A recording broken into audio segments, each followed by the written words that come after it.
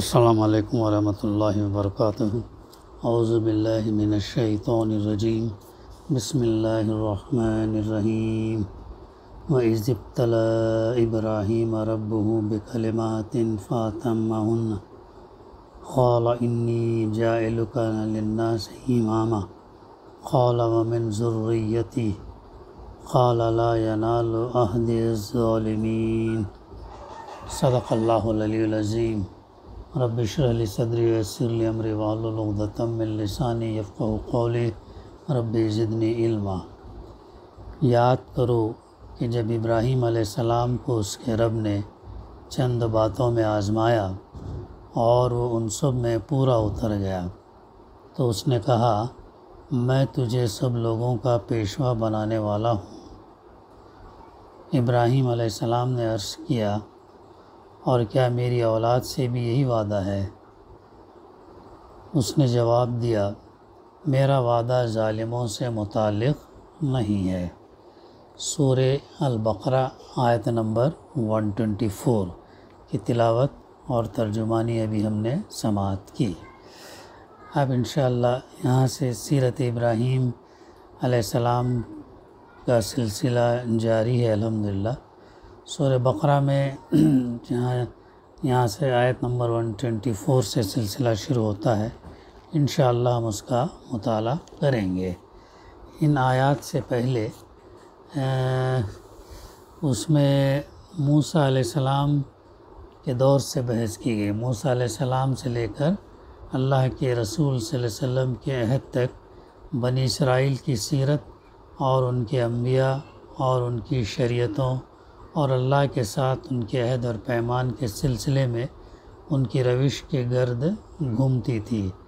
یہ بحث زیادہ تر یہود کے ساتھ اور کچھ نصارہ کے ساتھ تھی، یعنی ان آیات سے پہلے سورہ بقرہ میں۔ اس میں کچھ ارشادات مشرکین کی طرف بھی کیے گئے تھے، کیونکہ کچھ صفات میں مشرکین اہل کتاب کے ساتھ یا اہل کتاب مشرکین کے ساتھ میل کھاتے تھے۔ اب اس کے بعد جو ہے سلسلہ موسیٰ علیہ السلام کے دور سے قبل جو ہے تاریخی مرحلے میں، یعنی ابراہیم علیہ السلام کی دور کی طرف یہاں سے مڑ جاتا ہے۔ ابراہیم علیہ السلام کا قصہ جس انداز سے یہاں بیان ہوا، اس سلسلے بیان میں تو اپنا رول ادا کرتا ہی ہے۔ مدینہ میں یہودیوں اور مسلمانوں کے درمیان شدید نزاع کے سلسلے میں بھی جو بہت سے پہلو رکھتا تھا، اہم پارٹ ادا کرتا ہے۔ اہل کتاب حضرت اسحاق علیہ السلام کے واسطے سے ابراہیم علیہ السلام سے اپنا رشتہ جوڑتے تھے۔ ابراہیم علیہ السلام سے اپنی نسبت اور اللہ کے اور ان سے اور ان کی ذریت سے برکت و نشو و نما کے وعدوں اور ان سے اور ان کے بعد ان کی ذریت یعنی ان کی اولاد سے اللہ کے عہد و پیمان پر انہیں فخر اور ناز تھا۔ وہ پراؤڈ تھے۔ وہ خود کو ہدایت اور دینی پیشوائی کا اجارہ دار خیال کرتے تھے۔ اسی طرح وہ جنت پر بھی اپنا اجارہ سمجھتے تھے، چاہے ان کے اعمال کیسے ہی ہوں۔ اسی طرح قریش حضرت اسماعیل علیہ السلام کے واسطے سے ابراہیم علیہ السلام سے رشتہ قائم کرتے تھے۔ انہیں بھی حضرت ابراہیم علیہ السلام سے اپنی نسبت پر ناز تھا، فخر تھا۔ اسی نسبت سے وہ بیت اللہ کی مجاوری اور مسجد حرام کی آباد کاری کو اپنا حق تصور کرتے تھے، اور اہل عرب پر اسی نسبت سے کے واسطے سے اپنی دینی اقتدار اور اپنے فضل اور شرف اور مقام بلند کے دعوے دار تھے۔ یہ بات گزر چکی ہے کہ جنت کے سلسلے میں یہود اور نصارہ لمبے چوڑے دعوے کرتے تھے۔ وَقَالُوا لَن يَدْخُلَ الْجَنَّةَ إِلَّا مَنْ كَانَ هُودًا أَوْ نَصَارَىٰ۔ انہوں نے کہا جنت میں داخل نہ ہوگا سوائے اس کے جو یہودی ہو یا عیسائی ہو۔ وہ اپنے آپ کو اس کے حقدار سمجھتے تھے اور دعویٰ کرتے تھے کہ جنت میں ہم ہی جائیں گے، چاہے جو بھی جیسا بھی کریں۔ یہ بات بھی آ چکی ہے کہ وہ ہدایت یافتہ ہو جانے کے لیے مسلمانوں کو یہودی یا عیسائی بنانا چاہتے تھے۔ وَقَالُوا كُونُوا هُودًا أَوْ نَصَارَىٰ تَهْتَدُوا۔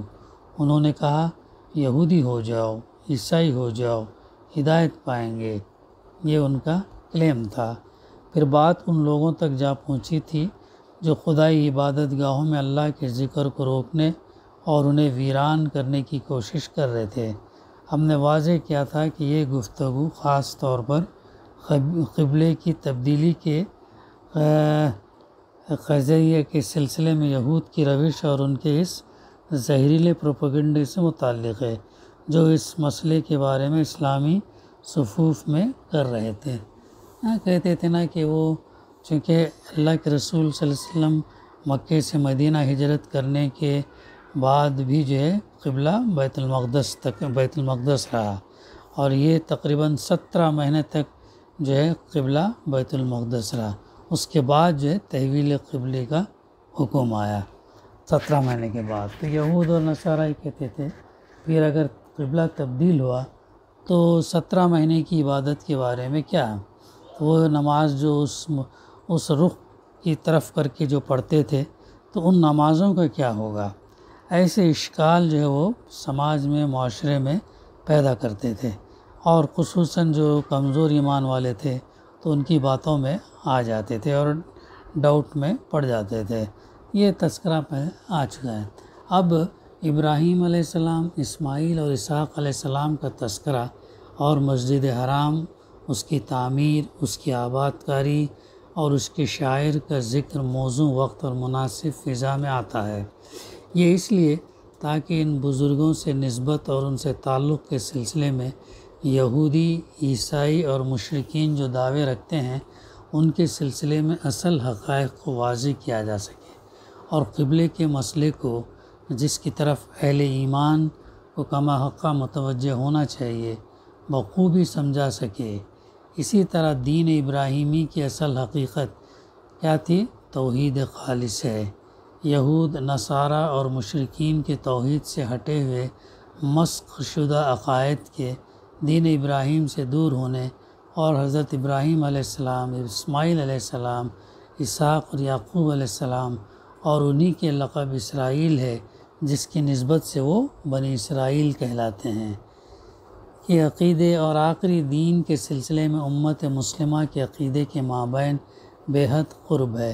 ان سب امور کی وضاحت کا مناسب موقع فراہم ہو جاتا ہے۔ اسی کے ساتھ اس بات کی بھی وضاحت ہو جاتی ہے کہ اللہ کا دین ایک ہی ہے، وہ اللہ کے سب رسولوں کے ذریعے یکساں طور پر نوع انسانی کے پاس آیا ہے۔ دین کے سلسلے میں کسی امت یا قوم کی اجارہ داری نہیں ہے۔ عقیدہ اندھی قومی عصبیت کی نہیں، قلب مومن کی میراث ہے، اور اس ترکے کی وراثت کا کوئی تعلق خون اور نسل کے رشتے سے نہیں، ایمان اور عقیدے کے رشتے سے ہے۔ اسلام میں ایمان اور عقیدے کے رشتہ امپورٹنٹ ہے۔ جو کوئی اس عقیدے پر ایمان لائے اور اس کا حق ادا کرے، وہ سلبی اولاد اور رشتے کے عزیزوں سے زیادہ اس عقیدے کا حقدار ہے، چاہے وہ کسی بھی قوم یا قبیلے کا فرد ہو۔ حقیقت یہ ہے کہ دین اللہ کا دین ہے، اور اللہ کا اپنے بندوں میں سے کسی سے نسب یا قرابت داری کا کوئی رشتہ نہیں ہے۔ قرآن کریم یہاں ان حقائق کو جو اسلامی فکر کی بنیادی خطوط کے ایک حصے کی نمائندگی کرتے ہیں، عجیب و غریب انداز بیان اور حسین اور جمیل اور بدیع طرز تعبیر و ترتیب سے واضح کرتا ہے۔ وہ حضرت ابراہیم علیہ السلام کے دور سے لے کر یہ کہ ان کے رب نے ان کی آزمائش کی، انہیں برگزیدہ منتخب کیا، انہیں انسانوں کا امام بنایا، قدم بقدم ہمیں اس دور تک لے آتا ہے جبکہ حضرت ابراہیم علیہ السلام اور اسماعیل علیہ السلام کی دعا کی جو انہوں نے خانہ کعبہ کی بنیادوں کو اٹھاتے وقت کی تھی۔ قبولیت کے نتیجے میں حضرت محمد صلی اللہ علیہ وسلم پر ایمان لانے والی امت مسلمہ ظہور میں آئی، اور سب ذریت ابراہیم علیہ السلام کے بجائے اس امانت کے وراثت کی مستحق ہوئی، اور صرف ایک سبب سے ہوئی، اور وہ ہے عقیدے کی وراثت و رسالت پر ایمان، اس ایمان کے حق کی ادائیگی اور اس کے صحیح تصور پر استقامت۔ اس تاریخی بیان کے دوران یہ بات ابھر کر سامنے آتی ہے کہ اسلام یعنی اللہ وحدہ لا شریک کے لیے خود سپرگی اولین خدائی پیغام تھا، اور وہی آخری پیغام ہے۔ یہی ابراہیم علیہ السلام کا عقیدہ تھا، یہی ان کے بعد حضرت اسماعیل علیہ السلام، اسحاق علیہ السلام اور یعقوب علیہ السلام اور اولاد یعقوب کا عقیدہ تھا، اور یہی عقیدہ موسیٰ علیہ السلام اور عیسیٰ علیہ السلام تک پہنچا اور آخر میں مسلمانوں کو ملا جو اب ابراہیم علیہ السلام کے وارث ہیں۔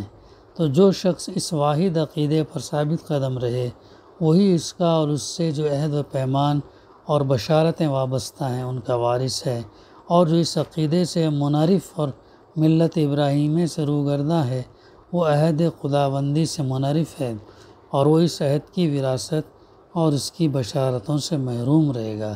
اس حقیقت کی وضاحت کے بعد یہودیوں اور عیسائیوں کے اولاد ابراہیم ہونے اور ان کے وارث اور خلیفہ ہونے کی بنا پر اللہ کے برگزیدہ اور چہیتے ہونے کے تمام دعوے ساقط ہو جاتے ہیں۔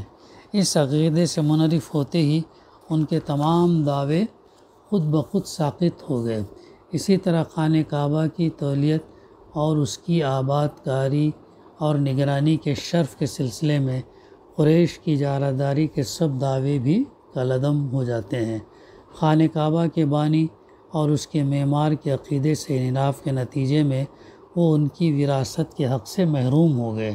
اسی طرح مسلمانوں کے قبلے کے سلسلے میں یہود کے تمام دعوے غلط ثابت ہو جاتے ہیں، کیونکہ کعبہ ہی ان کا اور ان کے باپ ابراہیم علیہ السلام کا قبلہ تھا۔ ان حقائق کو بیان کرنے کے عجیب و غریب انداز اور دلکش اور حسین طرز ادا اختیار کیا گیا ہے، جو حقیقت کو واضح کرنے والے اشارات، عمیق بیانات، گہرے بیانات اور مؤثر توضیحات، نصیحتیں پر شامل ہے۔ اب ہم اس توضیح کی روشنی میں اس بلند پایہ طرز اور کچھ روشنی جو انشاءاللہ ڈالیں گے۔ حضرت ابراہیم علیہ السلام کی آزمائش اور ان کا مقام۔ وَإِذِ ابْتَلَىٰ ابراہیم، ابھی ہے نا یہ آیت نمبر 124، اس میں اللہ تعالیٰ نے نبی صلی اللہ علیہ وسلم سے فرماتا، اس بات کو یاد کرو کہ اللہ تعالیٰ نے کچھ احکام اور کچھ ذمہ داریوں کے ذریعے ابراہیم علیہ السلام کی آزمائش کی تھی۔ حضرت ابراہیم علیہ السلام ان احکام کی تعمیل اور ان ذمہ داریوں کو ادا کر کے اس امتحان میں پورے اتر گئے۔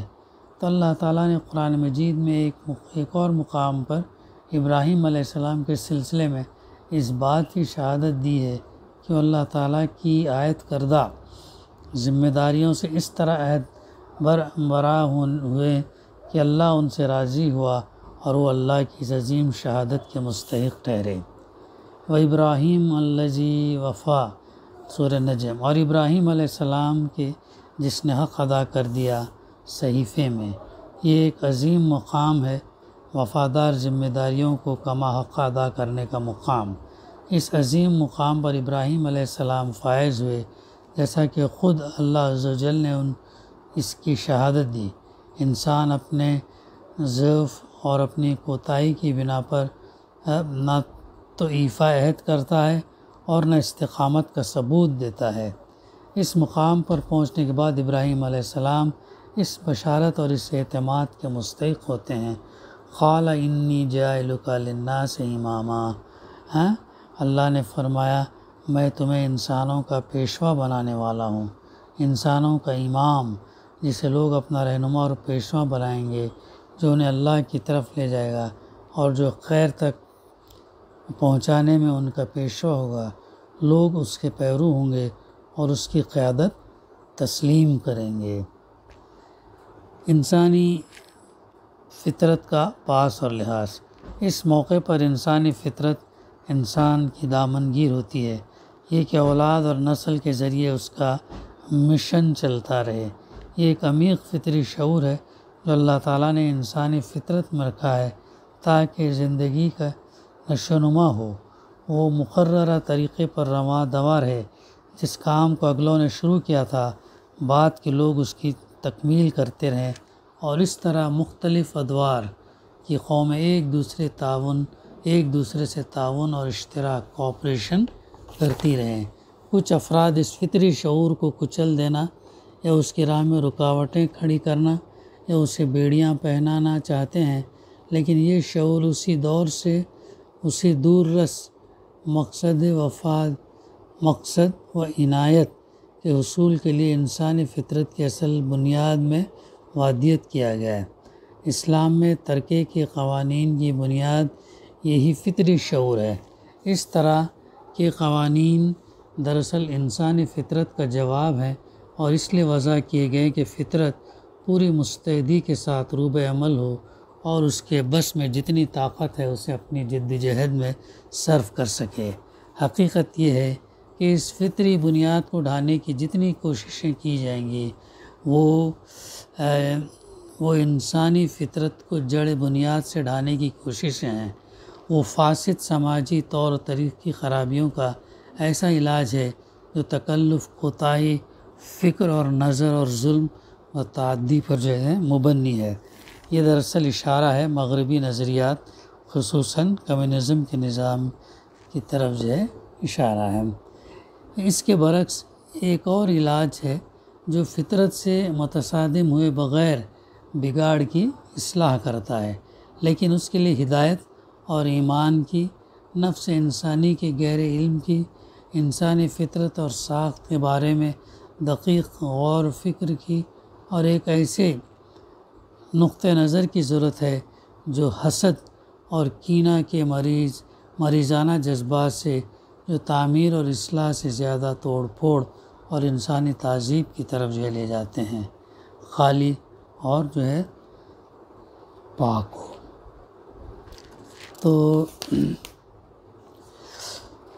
تو امامت دراصل عدل سے وابستہ ہے۔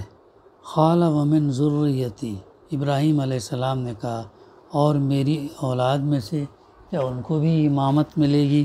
تو ابراہیم علیہ السلام کے اس سوال کا ان کے رب نے، جس نے ان کی آزمائش کی اور انہیں برگزیدہ کیا اور منتخب فرمایا، جو جواب دیا، اسے وہ عظیم اصول سامنے آتا ہے جس کا ذکر ہم اس سے قبل کر چکے ہیں، یعنی امامت صرف ان لوگوں کو ملے گی جو شعور اور عمل اور ایمان اور صلاح کے پہلو سے اس کے مستحق ہوں گے۔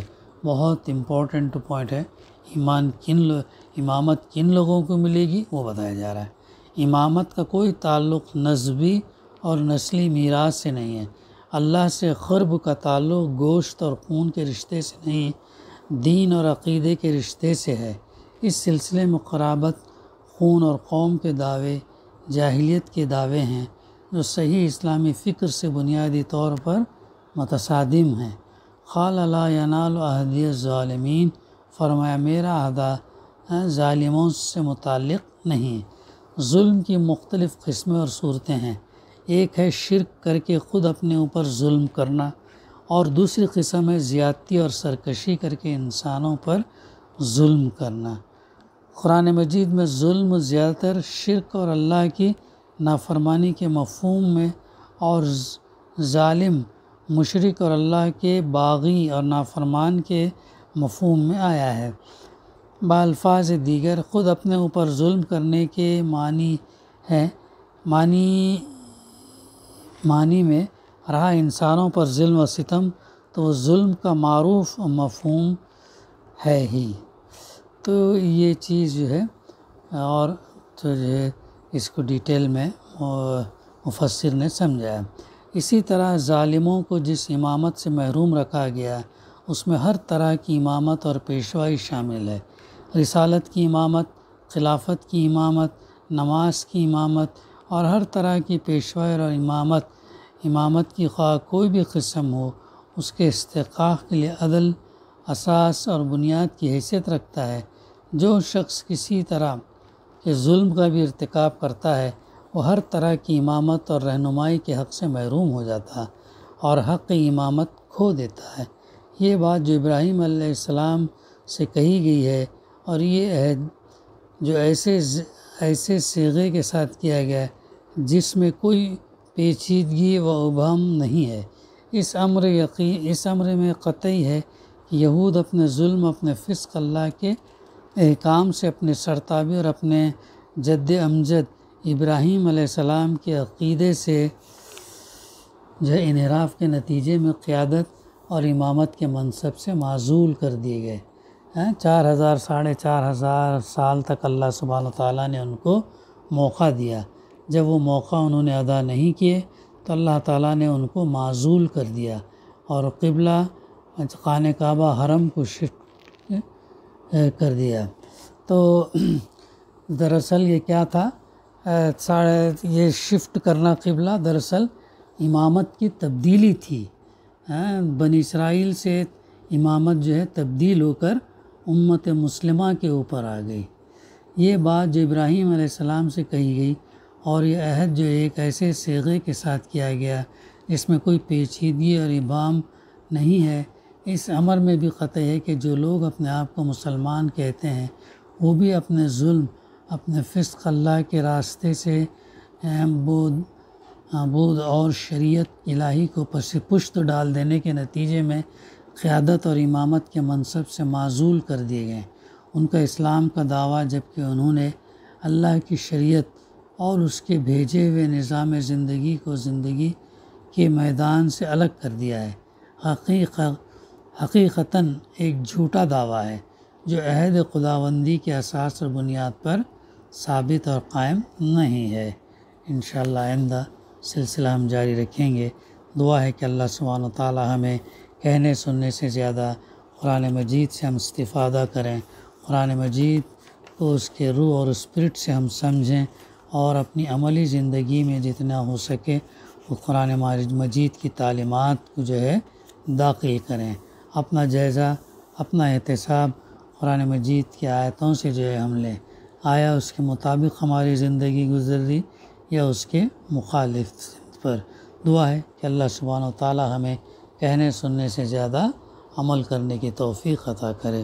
ربنا تقبل منا انک انت السمیع العلیم وتب علینا انک انت التواب الرحیم۔ صلی اللہ تعالی علی خیر خلقہ وعلی آلہ وصحبہ اجمعین۔ الحمد للہ رب العالمین۔